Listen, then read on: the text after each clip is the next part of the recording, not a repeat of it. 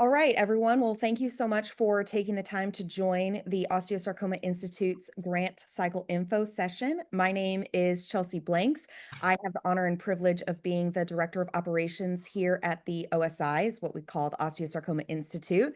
And essentially that means I wear quite a few hats, and one of those hats is administrating the grant cycle process for the Osteosarcoma Institute. So we'll start with introducing ourselves as the OSI team. So Amy, why don't you go ahead? Hi, yes, my name is Amy Loebner. I'm the Director of Scientific Programs at the Osteosarcoma Institute. So I work closely with Dr. Chong Khanna and Dr. Lee Hellman and our Strategic Advisory Board on our scientific and strategic initiatives at the organization. And Chelsea and I both collaborate on administering the grant cycle. My name is Lee Hellman. I'm the director of the Osteosarcoma Institute, and here to try to answer any questions you have. And I'm Chand Khanna. I chair the Strategic Advisory Board of the Osteosarcoma Institute, so look forward to your questions. All right, well, that is the OSI team who is joining us for this call and will be leading us through all the content that we're going to cover. Let me just add, Yeah, if please. you have real questions, ask Amy or Chelsea. They have done an unbelievable job trying to make this as easy as possible. Almost everything you need is on the website or on this document. So, we're here to help you with the science or scientific questions, but they really run the show and they are, happy to answer questions. I'll start with that. Well, you kind of took the words right out of my mouth. Yeah. We'll have an opportunity for Q&A at the end, but if a relevant question comes to mind, feel free to add it to the chat or unmute yourself and ask it live with all of us on the call. And then the biggest piece of information and guidance that we can give you, and I will probably say this 3 times in the next hour, is please read the entirety of the grant cycle application instructions document we found on our website. We'll put the link in the chat here shortly, but that is the document we have pulled up for you on the screen share. This can be found on our website or on Proposal Central. And this is the document that is going to tell you everything you need to know about our grant cycle process. So please read the entirety of this document and ensure anyone who is submitting anything for your team or your lab reads the entirety of this document and the relevant sections. So this is the document. That is where all the magic happens. The biggest things for you to be aware of is the letter of intent deadline is Friday, October 24th by noon p.m. Eastern U.S. time. Eastern U.S. time. Every submission needs to be submitted through Proposal Central. We'll walk through that at the end in case there are any questions or that's new to anyone. But Proposal Central is where everything will be submitted, and all the details of what you need to submit is in this document that can be found on our website. Additionally, if you have other questions or other information that you need, anything at all, please email us at submissions@osinst.org. Can I just add one thing, Chelsea or Absolutely. Amy? I'm assuming if they have problems with with the online submission, they need to go to them, not to you guys. Yes. So if you have a problem with Proposal Central as far as the platform, there is a support email that you can find on your profile, and their team is incredibly responsive. Yeah, they're really good. They're really good. They do only work during business hours on this based on the central Eastern time zone in the US. So if you are responding to them or working with them during normal business hours on the Eastern time zone, they're incredibly responsive. If you have an issue, if something's not functioning, anything like that. Go to them, not to Chelsea and Amy, because they need to. Amy and I will focus more on the details of what you're submitting or anything like that. So thank you very much, Lee, for specifying that. So for those of you that may not know about the Osteosarcoma Institute, we're going to chat just a little bit about our mission, history, and our grant strategy. All of this information can be found on page 3. I'm not going to read everything for you, but just some high-level things that we start most of our meetings with just to ensure that everyone knows exactly what the goal and the mission of the organization is. So the Osteosarcoma Institute's mission is to dramatically increase treatment options and survival rates in osteosarcoma patients through identifying and funding the most promising and breakthrough osteosarcoma clinical trials and science. we mention that before every large meeting we have with our strategic advisory board, any meeting where we are really focused on this mission. And so we are an incredibly mission-driven organization. So please just write that into your brain because it will be very helpful as you go through this process. A little history about the OSI. We were established in 2017.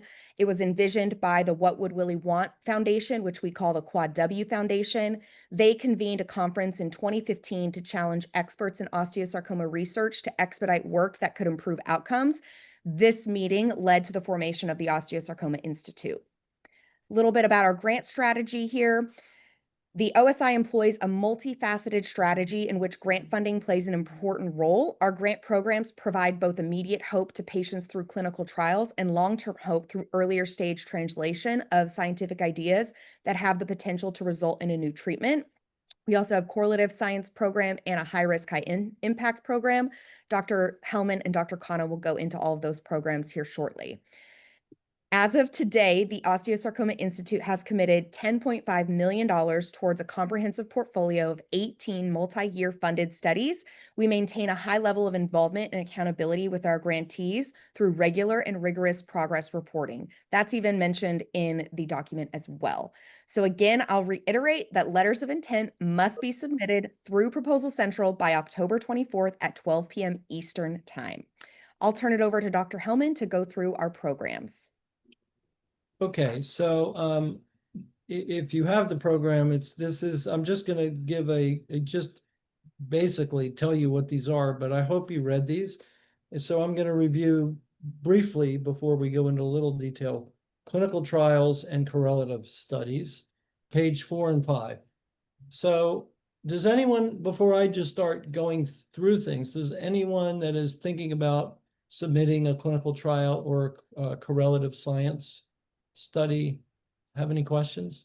I am Dr. Palmerini. Sorry, I was Hello, how are you? good. I'm Very nice to see you. yeah, I'm happy for your presentation and for this opportunity to apply for your call. Hopefully, I was thinking if you would accept a multi-arm trial, like if you one drug can be combined in a osteosarcoma and Ewing should be it is Yeah, I think yes, we've done that, Dr. Parmini, but when we've done that, what we've done is funded the osteo part of that. okay. So, but yes, we've done that. We've done that with a grant at MD Anderson in the past. It was Okay. actually 4 arms, and we funded the osteosarcoma arm. So absolutely. Okay, thank you. I always tell everyone the only bad question is the one you were afraid to ask, because I'll try to answer whatever question. We want to make this, helpful so that we want to see as many great proposals as, you guys have. We need everyone working on this, that's for sure. No other questions. Okay, so what about, anyone have any questions about correlative studies? It's also written, there it is right there. It's pretty straightforward. This is, we're not funding a clinical trial, but if you have, studies, often, as you know, clinical trials are often not funded well for the correlative science that everyone's hoping to do. So we're happy to fund studies that are correlative studies linked to an ongoing or completed clinical trial. Pretty straightforward, I think.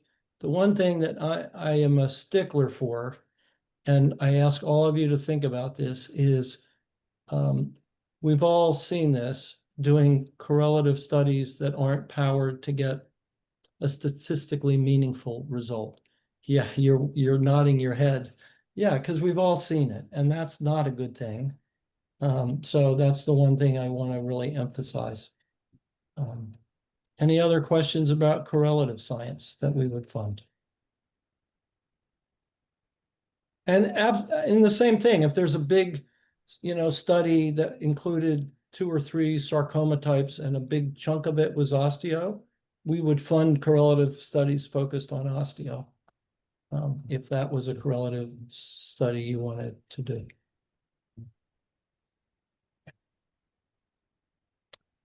Okay, I'm done. I'm going to turn it over to you, John. All right, well, the first one is easy, and I think, as Lee said, questions happy to take, but preclinical and translational captures everything that's not a clinical trial and a correlative study. We have some specific interests that you can read here, but I think it generally describes everything else, and that's easy. But we do have, and please do read the scope of the proposal. We have areas of specific interest that have emerged from our strategic meetings within our board. But I'm happy to answer questions there. So the high risk, high impact is a newer category for us, and the intent here, there's an easy part and a challenging part.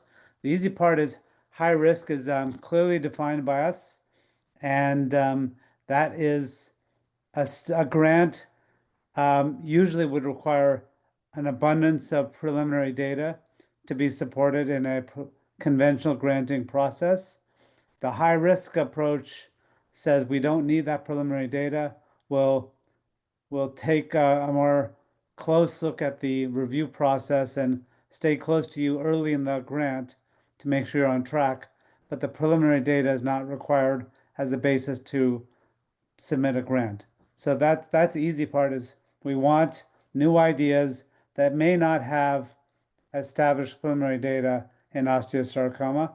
High impact is something that's more challenging. Yeah. We internally are debating how to define this, and I think for the discussion today, I think it's safe to say we're interested in anything that would change our perspective on what osteosarcoma is or how it should be treated. So change is probably the safe word that delivers high impact, but this is frankly a topic of debate for Lee and I, so I'll give chance to Lee to No, you said it really well, John. I would say what we're looking for is a little bit more risk. We're willing to take risk. If you have a really good idea that you think is game changing and you want, funding to do, to see that you can show this is worth pursuing, that's what we're looking for. and maybe to make clear, this is a 1-year grant. Yeah. And in that 1-year grant, we're gonna, through project updates, stay close to the progress as an alternative to seeing the preliminary data in a conventional grant. So I see a chat question, and I'll try to pull that up to. Got a chat question, and Dong Zhang has raised his hand as well. Okay. Go ahead, Chelsea, if you want to moderate. Yeah. There you go. Go ahead. Yeah, thank you very much. I have interacted with Amy and Chad before, so thank you for giving this presentation. So I have the question related to what you just mentioned. So what's the philosophy of OSI in terms of funding the early stage drug discovery? I mean, as you probably know, this is kind of the toughest stage for people who work at the academics to get the drug discovery project going. Yeah, I mean, I think if you have a compelling idea, a compelling target, and you have data to show that this target is clearly a compelling target, solid data, and that's important, not just something you see in 1 or 2 cell lines, but this is really something that is common target in osteo, and you've shown that it's a clinically relevant target. And you have some ideas of developing, early either compounds that will further either say this is relevant or say, you know what, it's blocking this and nothing happens. Yeah, that's okay. When you get to clinical stage development, and as you know, that's millions of dollars. And so then I think if something that we supported continued to be promising, we would try to help you, fix you up with, potential companies that might be interested in working with you. but we're not a drug development, and we can't afford to do drug development to get to a clinical stage drug. But interesting compounds that are, you know, science driven, that you're proving that this is a, you know, we're looking for people to discover novel targets and to, you know, show that they're really relevant. So the answer to that is yes. And I would just add that Ali used the words compelling and relevant. I would add the word dependency. So we're looking for targets that are dependencies in osteosarcoma. And so the evidence in a preliminary preclinical and translational grant to underscore the dependency is going to be prioritized in our That's what I review. meant by, you know, by showing that when you block that, it does something real to the growth of these tumors. And you know, it's not easy. Yeah, and Dr. Zhang, though, in the scope, Chelsea, maybe you can scroll back up. I mean, we've described the specific areas that we're looking for, or that we're interested in, ideas around metastasis, DNA damage and repair, the complex genome. Those are priorities for us. So if you're looking for a philosophy, those are captured in that description there.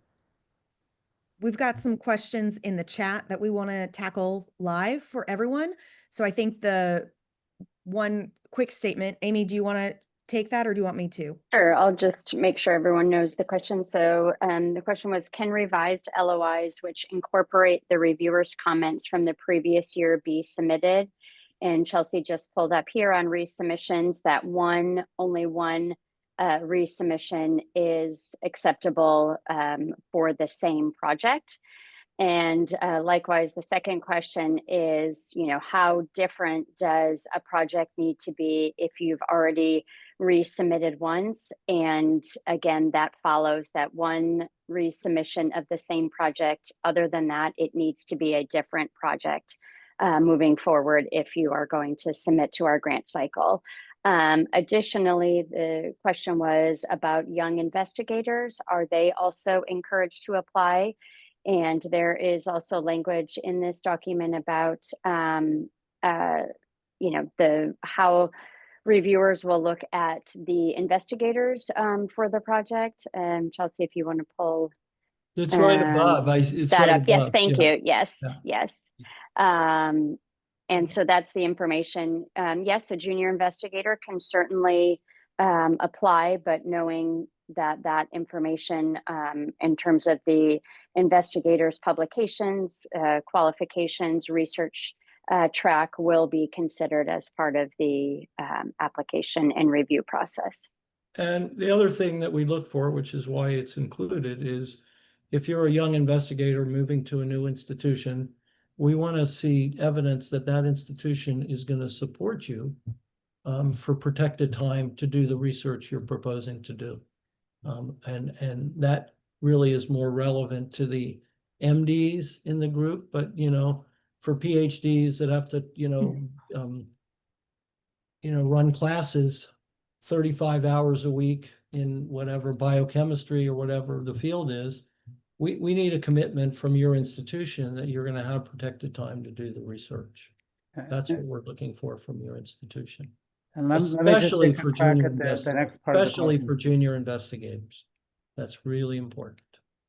So Sorry, Chelsea, you- there's another part in Dr. Ricardo's question, Yes. referencing a grant that was submitted and after revision sort of ran out of runway. And so I would answer the question by saying, if you can make the grant look different and not just a resubmission, I think we'd be happy to look at it again, but we don't have a definition of what different is. So, you know, we would ask you to work on showing that as a result of the progress you've made, that it is a different grant and you're asking different questions. I think that'll be sufficient for us to consider it again. And I do remember the grant from Dr. Cavallo and you. So happy to reconsider it if you can show it that there are different specific aims, different questions based on the progress you've made. Thank you, Dr. Khanna. I kind of Thank you.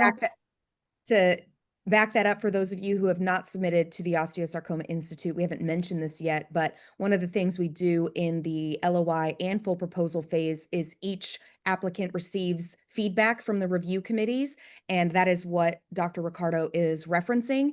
And so I think another thing that Dr. Khanna I can add to is we'd want to see that feedback incorporated into the resubmission. So each process you get feedback from the review committee, and we would want to see that incorporated into the additional submission.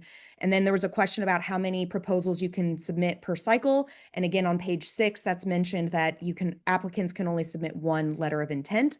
So we get this a lot. What if I have 2 projects I'm interested in? Well, then you need to pick the best one that you think is most likely to get funded. The one you're most excited about, that is 100% the applicant's discretion. So but only 1 submission from each applicant is allowed. But I think this is a perfect segue to our next section, which is the grant guidelines, eligibility, and terms. So Amy, is there anything you want to highlight here that we haven't already addressed on these pages?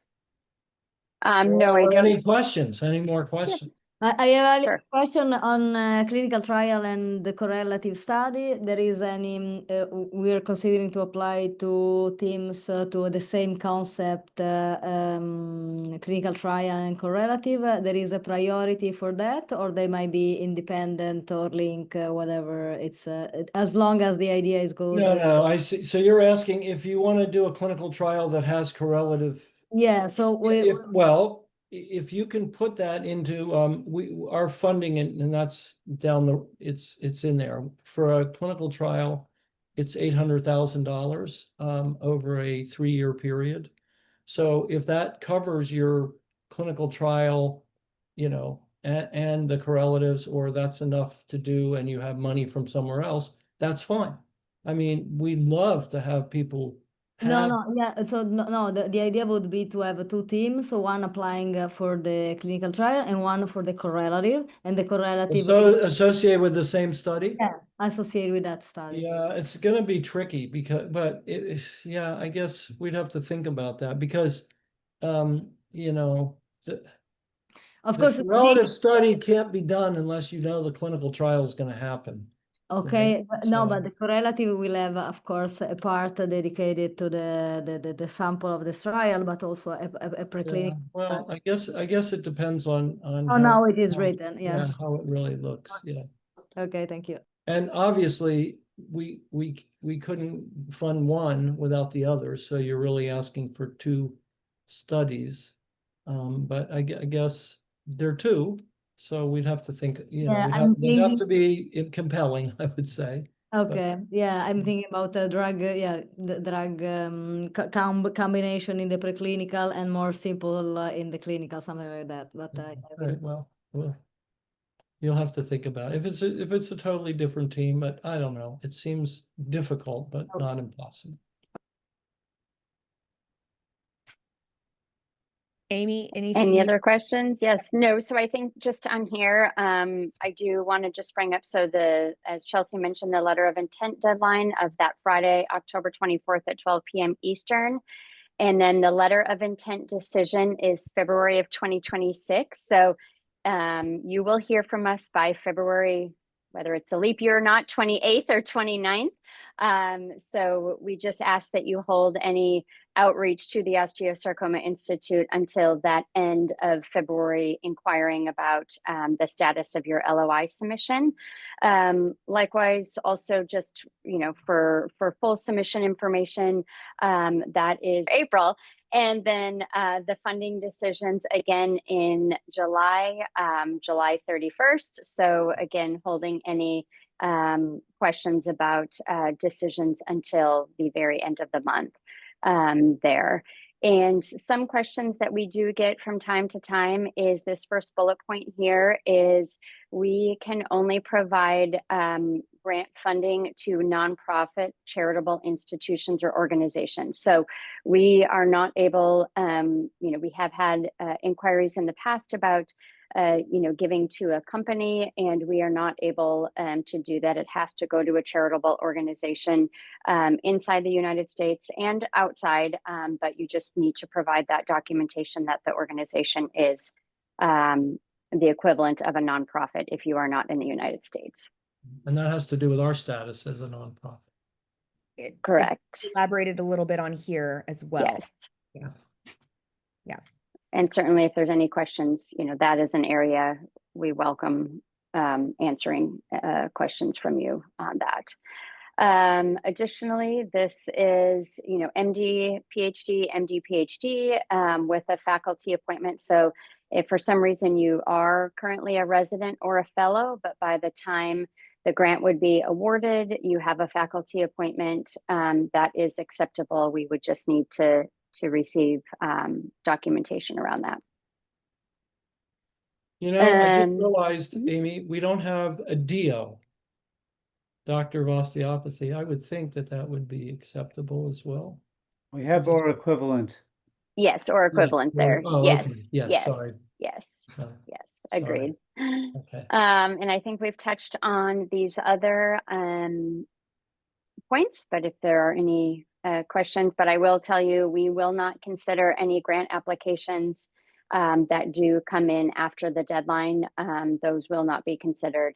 Well, let me just, I was going to say something about that. We have had an occasion where someone, I think there was a shutdown of their computer or something happened, or the system, our grant proposal system went down. So under really unusual circumstances, we're not being punitive, but we don't want someone to say, well, I didn't quite make the no, we won't do that. But if something really happened, that you were trying to submit it and you couldn't get it in the system or something like that, of course we'll be reasonable, but we're not looking for people that just didn't quite get their grant done. No, you got plenty of time. As someone who manages all those requests after the deadline, I would highly and strongly and really intensely encourage you and your team to finish and submit this before October 24th. Things always happen on the final day. We have the deadline at noon so that if anything's going on that morning, our staff is available to respond, as is Proposal Central. If it's at midnight, there's nobody to help you. And so that's why we've done it at noon in the middle of the day. But we do strongly encourage you to submit and finalize everything. We get so many requests at the very 23rd and a half hour, and it is just unnecessary chaos, quite frankly. So please I encourage you to submit before the last minute. Anything else you want to add? Do you want to talk a little bit about this, Amy? The indirect cost, which is another question that we do receive from time to time, and we've really tried to clarify this in this document about the indirect cost. One cannot exceed 10% of the total OSI requested funding, and the full budget amount is inclusive of indirect costs. So if you submit a budget for preclinical at $512,000, that will not be considered. It needs to be $500,000 or less, inclusive of the 10%, not to exceed 10% of the indirect costs.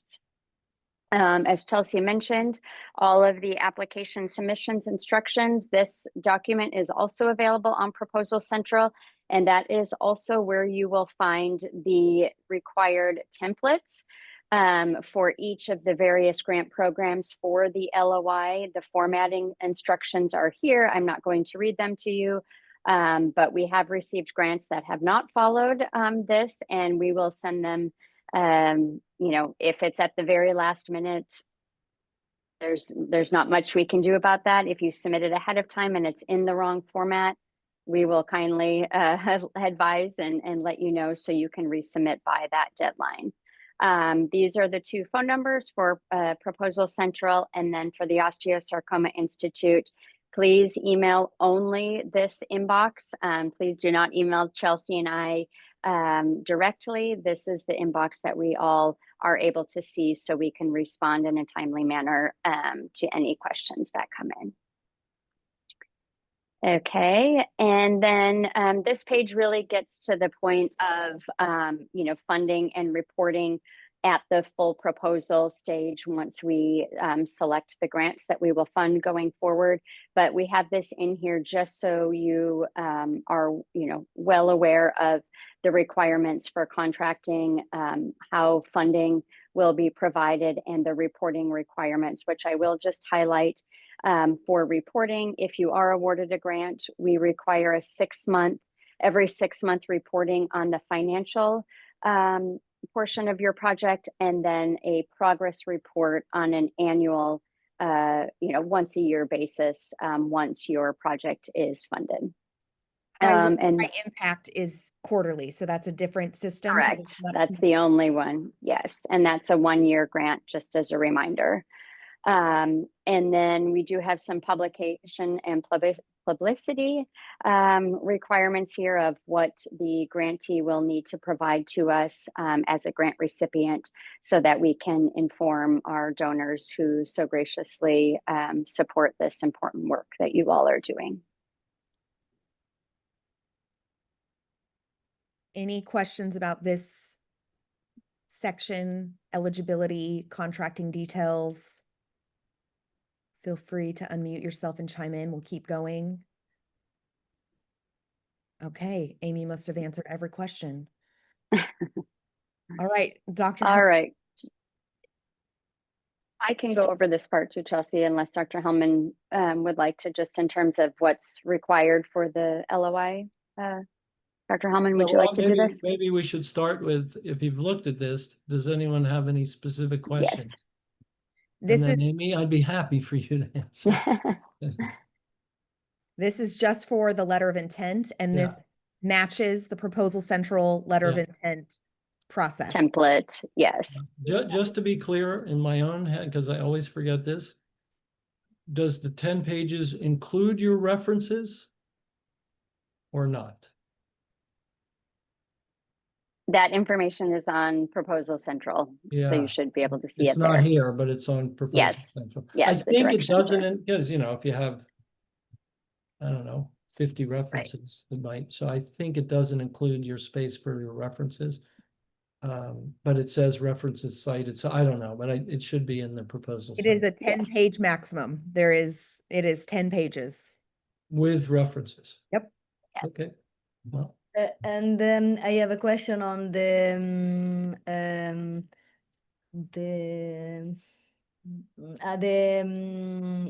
anticipated support. So if the support for an industry, it's ongoing. So the request has been discussed, but not the contract signed. Can be described in the letter, or there is. yes, we'd like to know that, of course. And obviously, if especially for a clinical trial, as you know, it's expensive. And Yeah. often, $800,000 may not cover a 3-year clinical trial, probably won't. So having documented support from other places would only be looked at positive. And then just to make sure for the LOI submission, please make sure your pages are numbered. If they aren't numbered, we will send that back, and we will make sure to count the pages to make sure that they are in line with the template, but please make sure to number them consecutively. I'm gonna Okay. Roland, this is the full proposal. I don't know how much time we want to dive into. We should. Yeah, I but wouldn't get very into basic. that. Yep. I Yep. think it's people, by then you should have, if you get through the LOI and you're being asked for a proposal, you know how we function, and you should be willing to read the details. What would Go read this page. Yeah. Yeah. This is the letter of intent instructions for correlative, preclinical, translational, and high risk, high impact. So all of these kind of follow the same process, and the maximum for the upload is 5 pages, including references. Dr. Khanna, do you have anything you'd like to add here? The only small point that I'll add is that just to be considerate of the fact that the funding for the high risk, high impact is tranched by progress, and that progress, if it's favorable, will result in more funds coming to you. But because this is high risk, because you may not have the preliminary data, it may not be wise to burden the budget with a lot of personnel that have long-term commitments that would make it difficult for us to imagine that you could actually conduct a high-risk project in the setting of making commitments to personnel. So just to be aware of that slight difference in the way that we review the budgets in the high-risk, high-impact versus the other. And I Right. guess one way of thinking about that is we are looking for high risk. So if your hypothesis turns out to be wrong, and you're not going to continue to pursue it, and that is identified in, 3 to 6 months, you shouldn't keep working on something that turned out to be, the null hypothesis was correct. So, but that's okay. So we wouldn't hold it against you. That's why we want some of these to be a little bit taking some risks, because sometimes you're right, sometimes you're not right. And we need some new ideas, so that's okay. And we hope they're all successful. But what Sean is saying is, if what we need to learn is, we need to know if our hypothesis is right or wrong. And in these kinds of things, hopefully you can get there certainly within a year, but you may get there earlier. And if you do, that's okay. But then there's no reason to keep funding. And I'm sure there's no reason for you to keep working on it either. We have a question. Dr. Zhang, yes.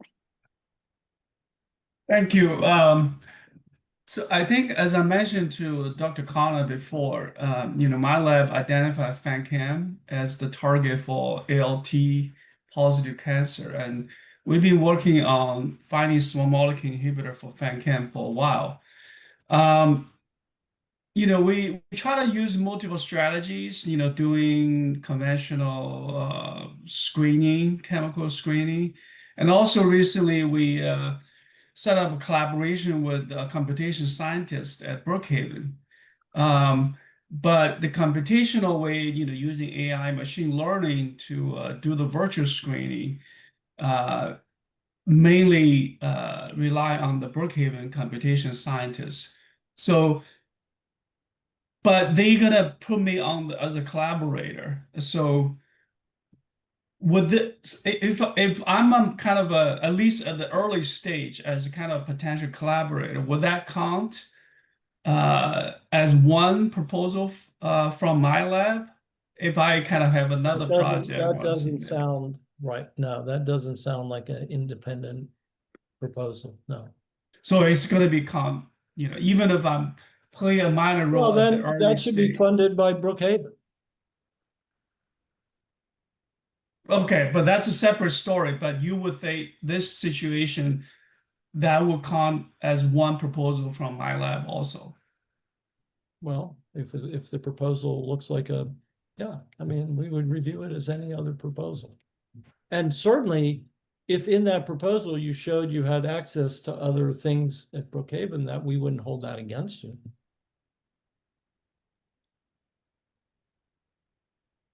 All right, thank you. Mm-hmm. I just put this in the chat, but I just want to reiterate that it is required to include all the sections in the provided template in the specific order with the page numbers, and references are included in the page limit, whether that's 5 pages for correlative, translational, or high risk, high impact, or 10 pages for clinical, and that the biosketches also have a limit of 5 pages. So this is all reiterated on the document and Proposal Central, but just to ensure that everyone understands the restrictions. Dr. Khanna, Dr. Hellman, anything to add before we go through the Proposal Central side? No, nothing from me. Well, The last page of this document does have some additional information for you to consider and to just learn more about the Osteosarcoma Institute. So give me 1 second. Amy, maybe you take a second while I change screens here. Yes, I'll actually just share if you want to stop sharing for a second, Chelsea, while she's opening up and getting Proposal Central going.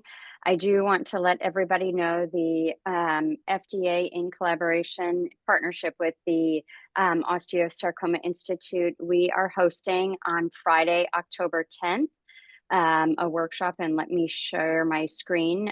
In-person registration is now closed, but virtual registration is still available. If you are interested in attending, can you all see that? Is it really small? Sorry, 1 second. It's good. It was Oh, it good. was good? Yeah, Okay, you could sorry. see. Huh. Yeah, I couldn't We'll tell also on put a my link end. in the chat. Okay, great. yeah. And here's the meeting page on the FDA's website. This is an all-day meeting. The agenda as well as the speaker bios are included down below under this event materials, but we would welcome your participation virtually in that. Registration will remain open throughout the event in case you can only participate for a short amount of time, but we will put this in the chat. And it's Sorry? free. It's free. And it's free. Yes, Yeah. yes. Yes, Yeah, in person registration has closed, but virtual remains open, just to read. correct. Okay. All right, well, give me one moment. Here we Are go. we going on to Proposal Central? Yes, we Yep. are. So for those of you who are not familiar with Proposal Central, we just wanted to point you in the direction of where to find everything. Some people have never used this portal before. So it's very easy. You've got to create a profile as an applicant and then click Grant Opportunities right here on the top right, and then just search for Osteosarcoma Institute. And these are the 4 programs that we offer, the deadline for the LOI and the full proposal. This is where you can get our contact information. I'm not going to go through each one of these, but this is where you will find all the magic, all the information. It is more detailed than the document we just went through. And then just to show you a little bit, we give additional guidance through Proposal Central that is very clear, and we try to make it very easy to understand and reiterate some of the important points from our application instructions document, so it's all congruent and matches across every platform. So it's pretty self-explanatory. Please read the document and the Proposal Central site before reaching out with questions. So much of the information that we get over email is answered in the document or on Proposal Central. So please take a moment and check the information we have already made available to you and your team. And again, easy ways to reach out to us right here, and our grant cycle document instructions are right here. I think that's it. Are there any questions about Proposal Central? Well, maybe I can ask if people on the call, has anyone not used Proposal Central? Are there any yeses? A lot of people are muted with their camera off, so we'll Okay, well, anyway, yeah, that's the first thing you need to do. create a profile. Create a profile, and that should be done. If you're planning to submit, I would recommend you get a profile and play around, because, you know, I get myself, when I'm on a new, you know, a new system that doesn't work the way my other system worked, I get a little frustrated sometimes. So it's worth getting on there and just, you know, playing around a little so you get comfortable. We also recommend that you use Google Chrome or Mozilla Firefox. So if you're an Apple or Mac user, Yeah. Safari does not play great with the platform. So we recommend using a different browser to make it easier for you. Google Chrome is fine. Yes. Dr. Palmerini, you have a question? On the starting date and the ending date for a clinical trial, it might be tricky. So maybe in a 1 year time, some of the date might be delayed. It is something that happened before, and it is a limitation for the funding. I'm not sure I understand your question. Imagine I once put like starting date November 26, and then Oh yeah, the delay because something happens. That happens. It's Okay. happened to us. And we've had a clinical trial that was Oh. also supported by a pharma company. Mhm. And the pharma company put it on hold for, Mhm. you know, for various. So yes, we understand there's that clinical various. Okay. trials can be unpredictable, of course, and that, you know, so Yeah, if it when doesn't get I- started, and often there's a, you know, if you get funded and you have to sit 8 months because you can't get it open yet because of one thing or another, that's okay. We'll Okay. just not fund it until you're ready to open the study, and we'll start from there. It So happens. We get part that. of the contracting process is to discuss when you think you'll be ready to begin the project. So there's a lot of communication on that end. So that is Yeah. something we tackle more in Yeah. the contracting process as opposed to the application process. Yeah, we don't worry about it from the, once we're good to support something, if the timing goes off, that happens. We understand that. Yes. We won't take the money away. I mean, we thought it was good enough to do as long as we know it's going to get done. Now, every once in a while, something happens, the drug disappears, then of course, there's nothing you can do, or there's nothing we can do about it. So the last section is really just additional time for Q&A. So if you have a question, please add it in the chat or raise your hand or just unmute yourself and ask it. No question is off limits. As I like to say when I work with Dr. Hellman, no question is too big or too small.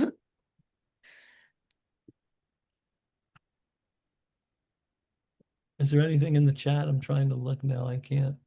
No. Amy has added the link to the Yeah, FDA and yeah. OSI workshop. And then while we wait, if you want to think about your question, I'll do a quick other shout out of some other exciting news that's happening at the Osteosarcoma Institute. So last week, you may have heard that Breakthrough Cancer launched the largest ever investment in pediatric osteosarcoma research. So this is a link to the press release, and we just encourage you to check this out and learn more about this exciting project. We do have a question. Yep. Yeah, thank you for applauding. It was, Yeah, this is a huge deal. This is a years in the making and an incredibly monumental effort, $15 million investment working with Breakthrough Cancer. So if you did not hear this last week, we strongly encourage you to read the press release and learn more about the project. And the title is right there. What is it? Defying Osteosarcoma Team Lab. And this lists all the institutions that are involved and the organizations, foundations, and families that came together for this collaborative effort. This is an incredibly monumental announcement for osteosarcoma. So we just want to draw your attention to that. And then I strongly encourage you to look out. Oh, I don't know what happened. I'm not sure what that's about. That's okay. Let's try here. Let's try that again. That's all right. You have it up. Yeah. There we go. This is the Team Lab page on the Breakthrough Cancer website. So strongly encourage you to look into that and learn more. We do have a question, yes, about subawards, international or within the US allowed.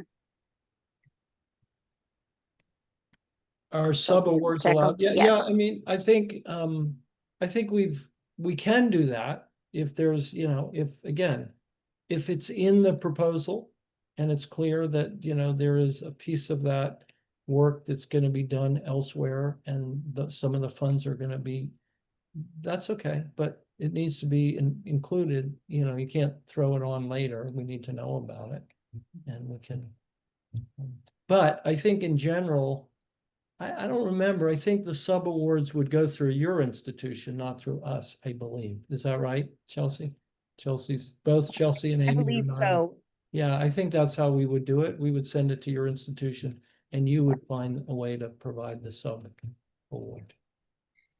But yeah, to kind of piggyback on top of that, we have funded projects outside of the US, and that is listed in our eligibility criteria that we do fund outside the US. So if that's the question you're leaning towards, but yes, we also do subcontracts, and that really is handled at the institutional levels. We have several, we have at least 3 international grants right now, at least 3. Yeah, that's off the top of my head. Yeah.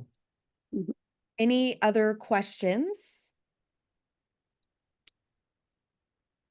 I know all of you are incredibly busy, and so if we're able to wrap up early, I'm happy to give you back a few minutes of your day. So feel free to chime in on these last few minutes if anything comes up before we wrap up. But we just thank you for joining this call to learn more about our grant cycle. I want to say for the 4th or 5th time, it is required to include all the sections in the provided template in the specific order for your LOI to be considered, and pages must be numbered consecutively. Additionally, read the entire grant cycle application instructions document and send any additional questions to submissions@osinst.org. The LOI deadline is October 24th at 12 p.m. noon Eastern Time on Proposal Central. just trying to make it very clear, we encourage you to Yeah. submit at least a day early to avoid any technical issues. Proposal Central has a great IT team if you are needing some additional support with their platform or portal. And we thank you for taking the time to learn about our grant cycle and all the work that we look forward to hearing about all of your submissions and receiving your letters of intent. Amy, Dr. Chan, Dr. Khanna, Dr. Hellman, anything else? Yeah, I'll just add once again, get yourself registered on Proposal Central for the few of you who aren't on it, so you can get used to it. It's really good, but it's something, if it's something you haven't used, just tour around it so that you get comfortable understanding how you do things. Because you don't, you want to put most of your time into writing a nice proposal. You don't want to spend all these hours figuring out how to get it onto Proposal Central. It's a waste of your time. We want you to be thinking, not getting upset on how to use a computer program. Dr. Khanna, anything to add? No, nothing to add. Thank you. Amy? I don't think so. I think we're wonderful. done. All right. Well, thank you all for taking the time to join us. We appreciate it, and we look forward to receiving your submissions. Have a wonderful day. Bye-bye, Bye. everybody. Thank you. Thank you.